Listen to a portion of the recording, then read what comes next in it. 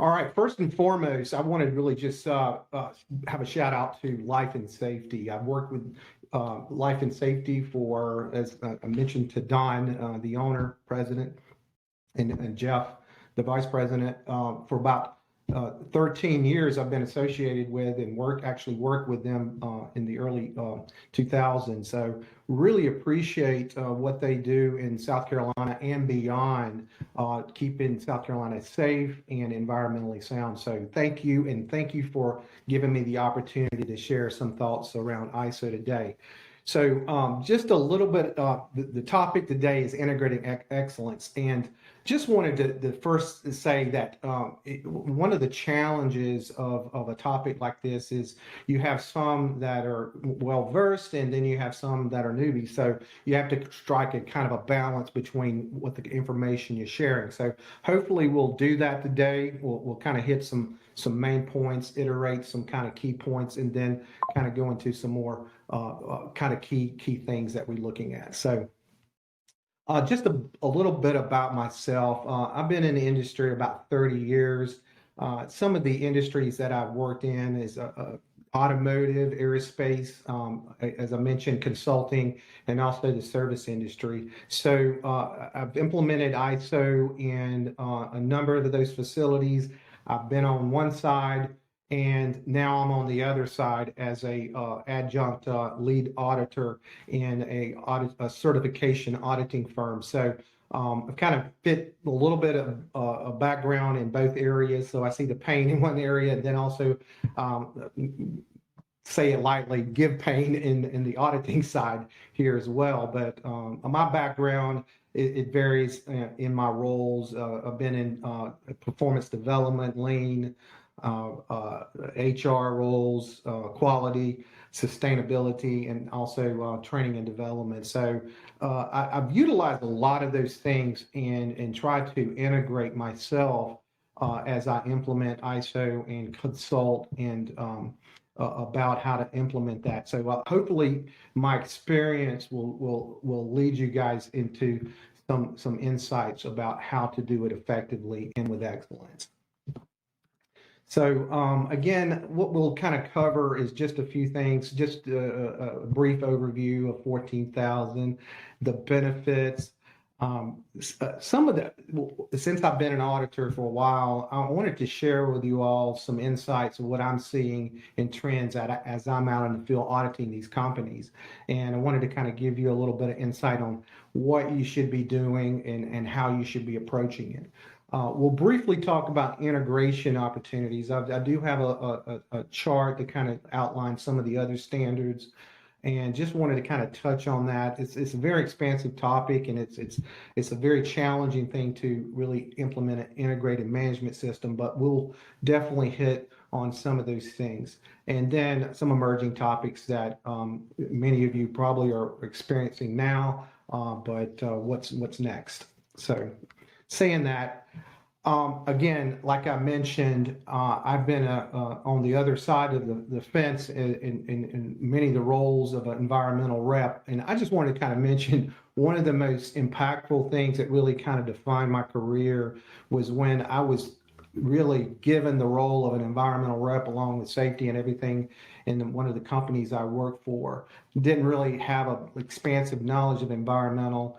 And I just remember to this day, it was probably a week after I was given the role, about 4 environmental compliance officers came knocking at our door wanting to sniff some waste barrels that we had at our site.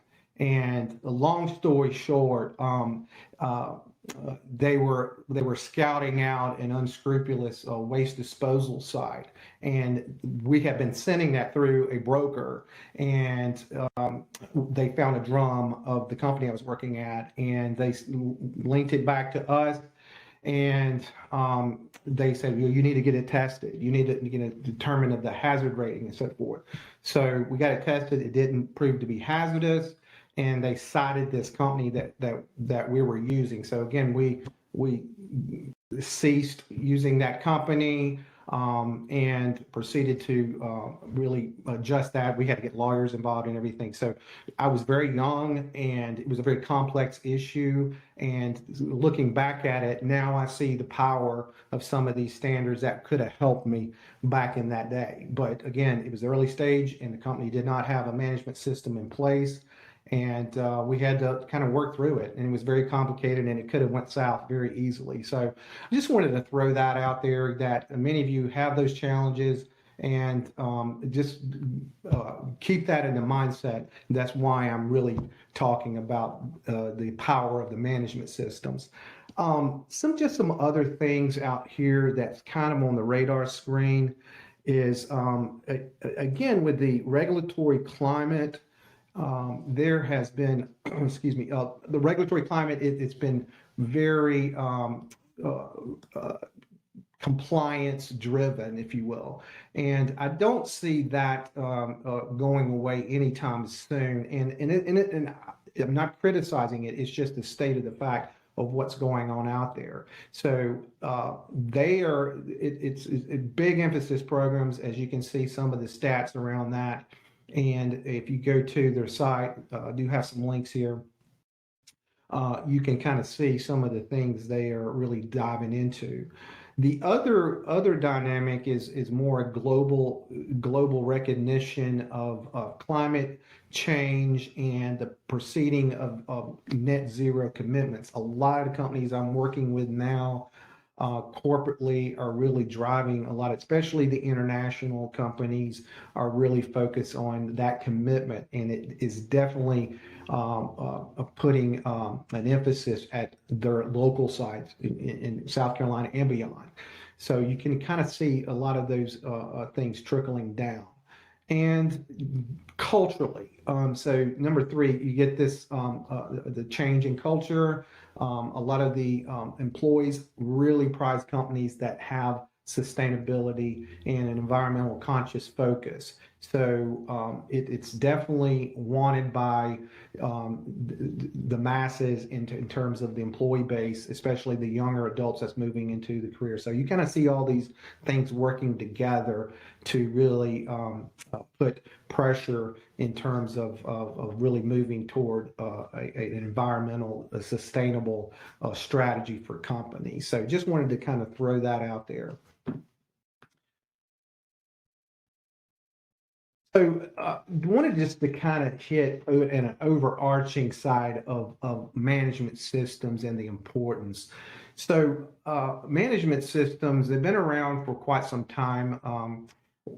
My foray in ISO 9000 was in the early 90s when it started kind of coming on, but came out of a lot of the UN and a lot of the standardization globally of where they're focusing. But management systems really serves, in general, serves a backbone of successful organizations.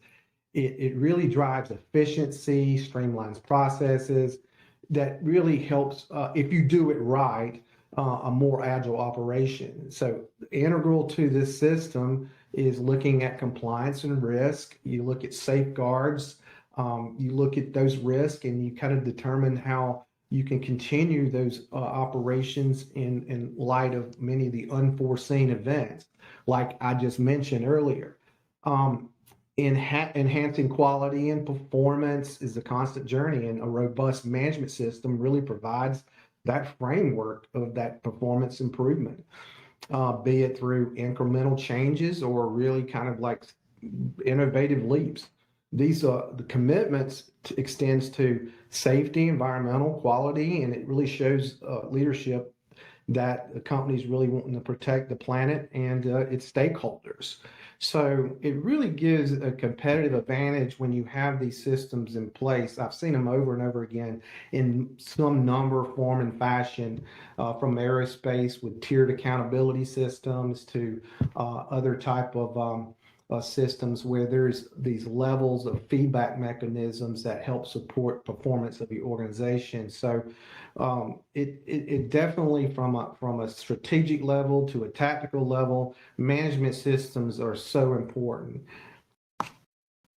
So that leads us to a specific management system is ISO 14000. So ISO 14,000 came after ISO 9,000, and it's gone through a couple of iterations now, but it's focused on an effective environmental management system. It guides an organization in developing its policy, its commitments to environmental protection, legal compliance, and continual improvement. In the planning phases, now these are each of the elements of there. The planning phase, it's about assessing those impacts to the environment, what kind of the processes that you have and how they interact with the environment, and that the legal, the objectives that you set to try to improve those impacts, and really kind of puts that framework around it. It also looks at your operation in terms of roles and responsibilities, setting up training, communication, and really tightening the operation side of things. The next is the loop back, the checking and corrective actions, regular monitoring of how effective this whole system is working. And as I'm an auditor, one of those mechanisms is auditing, and it also has the internal auditing, the compliance audits, and so forth. And then management review. It's all the key managers in a site or a corporation that looks at their management systems and says, hey, we're doing good, and or we need to improve in these areas. And then finally, continuous improvement is weaved into the whole narrative here. So you're constantly looking at improvements in your operation, whether it be from the planning side or from implementation or some of the goals and objectives that you set in there. It's very similar to the management system benefits. As I said in my little story at the beginning, some of the key things that it really is going to help you with is really, it draws a line in the sand for your environmental performance. It really says you're going to be committed to the operational excellence with environmental in mind. And it's environmental performance is the heart in encouraging organizations to measure and reduce your ecological footprint. And it really helps simplify compliance. It gives you a good framework to really check and make sure that you're staying in compliance over the period of time. If you're clever, if you organize your system to be not just a standalone, but integrate in your business, it's going to give you cost savings. And I've seen that over and over again in some of the projects that I've observed as I audited. They worked with their lean groups. They're integrating a lot of the waste and many of the same things that you're doing in your operational excellence processes do have an effect on the environment. So a good collaborative efforts do reap benefits. Again, stakeholder trust, it gives comfort. As I worked in many of the BMW supplier realms, and as part of a supplier base, it give trusted to some of the OEMs that we're not going to jeopardize, they're not going to be shut down for their operation in terms of environmental. So they were very conscious about the supplier base, and they still are. And it's just a good gauge of your performance as a supplier. And market advantage. And of course, as I mentioned, the culture has changed, and having that as a mark really gives a market advantage. Risk management, no doubt that, and again, ISO has kind of shifted to a risk model. It will help you really identify those risks and mitigate those risks through this management loop back. And again, sustainable growth, really growing in a more socially conscious, environmental conscious manner, and instead of isolated from that. And employee engagement.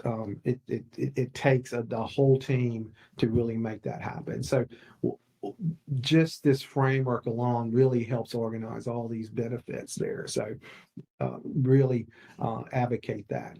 Now, moving on, here are some of the things that I'm seeing in the in the field, and a lot of criticalities there. That what I wanted to do is give you some takeaways to go back to your company and kind of check on these things. So first and foremost, as we all know, the talent base is really been challenging, getting the right people in the right fit. Many of the companies that I'm auditing are losing their environmental reps, and is causing a degradation of their systems. And having a good role clarity and backup plans for those roles and responsibilities is so important. So again, that clause 5.3, you're really gonna have to have some robust talent management strategies, whether it's internal or some backup external, to really come in when needed. So whether it's somebody who is a corollary, somebody who's working, a colleague that has some environmental responsibilities, is so important. The other thing I'm seeing is some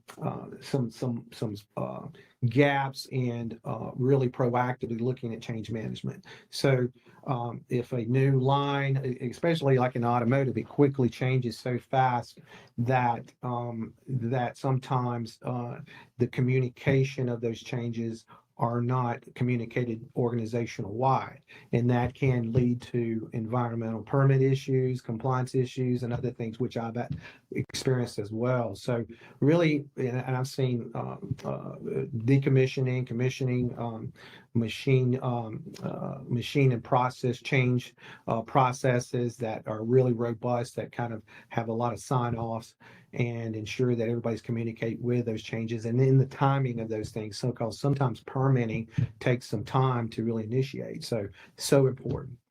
6.2, environmental objectives and planning. I've seen some good and some challenging, where they wasn't defined appropriately or communicated down through the relevant organizations, and there is jeopardy of getting those objectives completed. And as I go out in some of the sites and I cascade through the organization, sometimes it gets lost in a shuffle, especially getting a complex organization with different divisions and other things under one roof. That becomes that much more complex. So really clarifying and tracking your objectives to completion. If I'm an auditor and I see where that's not been touched, or there's no comment or any gaps around those objectives, then I'm gonna bring that up, and it could be a minor. And if it's enough of them, then I can really provide a major for them. Again, very like the roles and responsibilities, competency training and awareness. That's another one. That is very important to really collectively look at your management systems and who's responsible for certain areas. Where I've seen some gaps is employees on off shifts that don't know about the policy or their relevant objectives, or what is their impacts in their area. And another one is contractors and temporary employees. Some of those things are very just not really putting a lot of emphasis on those. A lot of the first shift and other things are great, but some of the other shifts there. And of course, document control, asking for, where is this particular document? How do you keep it? How do you control it? That's always been some key issues there. Moving on to emergency planning, emergency preparedness and response. We all know drills, fire drills and other things can be very time consuming and other things. I do see them missing sometimes they plan audits, or say they'll put in a procedure. They say they're going to do an audit or emergency a drill, and they do not do it. And of course, that's a finding on their own process. The other thing I've seen is that you have other scenarios like weather, earthquake, security, other things like that. We have cited some things around that as well. So think about the emergency plans, how you do them, and looking at um, scheduling those things, or at least considering some other things during your cycle there. Monitoring, measuring. Some of the things there is one key thing is that for an environmentally sensitive piece of equipment, there's needs to be a calibration on a certain gauge. That if it wasn't done on the time that or is expired, then that's a criticality to your environmental system. So looking at if it's definitely connected to an air permit type of device, and you had a calibration on that piece of equipment, then you may get some not only compliance but also regulatory issues there. 912 evaluation compliance, regularized and detailed compliance reviews. On a certain element, it's absolutely important to address compliance issues within a management system and ensure it gets done on a cadence. Not doing that really jeopardize the entirety of the system. So looking at regulations, permits, all the things that are associated with permits, permit requirements, those things are essential in keeping that system up to date. And just topping them out on these 10 nonconformities, the key to it is closing those out with some effectiveness reviews. As an auditor, what I go back and look at is I'll look at nonconformances that was done in the past, internally, externally, and determine if that corrective action actually worked. And if it didn't, then there's some jeopardies of getting another nonconformity because they either not closed out or it wasn't effective enough. So it's so important to really get the level of detail, understand what the mitigation was, how it works in your system, and closing it out effectively with some documentation. And the other thing is continuous improvement. One of the things that I've been tasked with in my audits is to look and see if they're making progress on their metrics. And if they're not, is the system catching that? And are there any mitigations and other things that really shows the system is working? I do look at other objectives and targets and other things around innovations in there as well, which is more qualitative in nature, but I also look at some metrics and seeing how they incrementally improve, especially with greenhouse gases and the commitment of the corporation.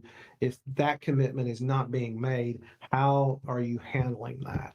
So those are some of the key challenges that I'm seeing out there. I know there's a number more out there, but I'm trying to give you a little perspective from an auditor's viewpoint of what I'm seeing as trends. So I hope that helps. I just wanted to kind of give you some excellent measures in terms of the systems, what I'm looking at in terms of some of those things within the management system.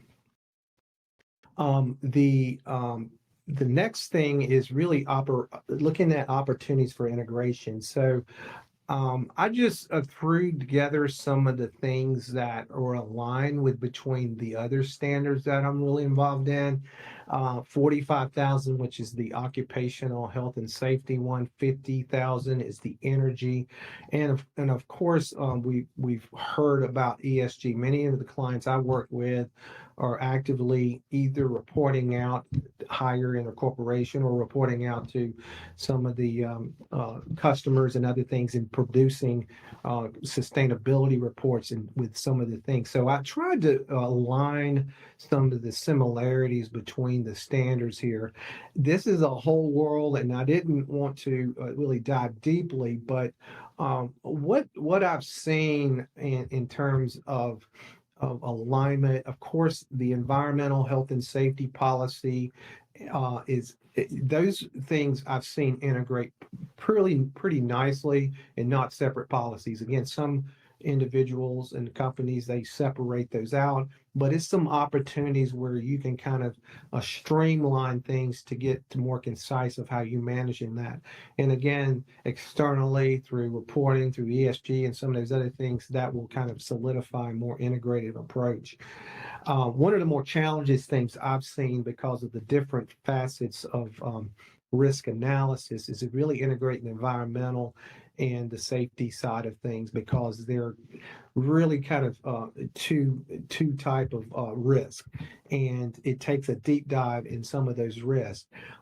There is possibilities that you can link those things up, especially if you have a really robust internal management collection system that manages risk, like a safety management system, computerized, that helps kind of identify, tags those things in there. But many companies don't have that extensive thing, and a lot of are separated those things. But there's something to consider when you're doing a revamp of your risk analysis process, categorizing those things. Again, a lot of them spreadsheet based. Objectives, that is probably a little more linked there easily, where you can roll that into your strategic management process and align it and roll those things out in a more concise, communicated manner. So in a tracking process. Again, training and awareness, you can hit all these birds with one stone with systems and approaches to look at your awareness. So you can see where there's some efficiencies in this process that, if carefully framed and connected, that you can really improve your system. Again, with the roles and responsibilities and the lack of talent, integrating these things is essential for a streamlined organization. So there's a lot of work up front doing that, but it will pay in the end as you have all these information flows that's needed, especially externally. And looking at the final aspect here, is there's a lot of automation. One of my last jobs was with a maintenance service company, and we were getting into a lot of sensors that the companies were asking for, with the collection of the information used for a lot of ESG reporting. So energy use, again, that's a key, energy use, of using automation around this, and also tracking the waste in your objectives as well. So a lot of companies are doing that well, I'm working with, and some are just scratching the surface with some of these new technologies and sensors and things. But those are the things I'm seeing more that's coming online that supports management systems, and we have to kind of keep that in the forefront of how we handle that, especially manage the automation in terms of data collection, reporting, other things like that. Then you have Industry 4.0, which is more how we as employees work with this technology. And you see this more in the EU, but a lot of the companies are really stressing, how employees work with, say, cobots, or work with other automation. And you see an emphasis on really diving in to the training and awareness of that to support that for sustainability as well. And I was just in a meeting this morning, and one of the key individuals says what's your take on sustainability and supply chains, the whole circularity of the cycles of life cycles of products and other things. It's becoming more and more not just an internal compliance base, but looking outside the four walls. You're seeing more and more questions around that, which the ISO Foundation will drive those things as well. So again, I want to kind of leave it open for some questions here, but this is really a quick survey. Many of you may heard some about these things, some of you may haven't. And wanted to just again, I know Nathan's going to share some more things at the end about life and safety services, but wanted to continue. If you have other questions or you want to proceed with some of these implementation of some of these standards or pursue these things, we're happy to help you with that.